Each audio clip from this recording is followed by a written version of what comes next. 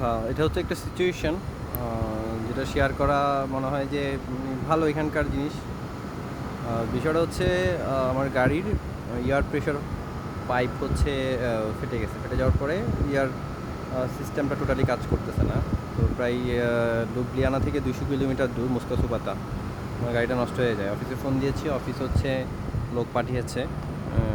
এটা হচ্ছে আমাদের অফিসের একটা গ্যারেজের গাড়ি। এখানে সব কিছুই আছে। গাড়িটার মধ্যে পুরো একটা গ্যারেজ বললেই চলে।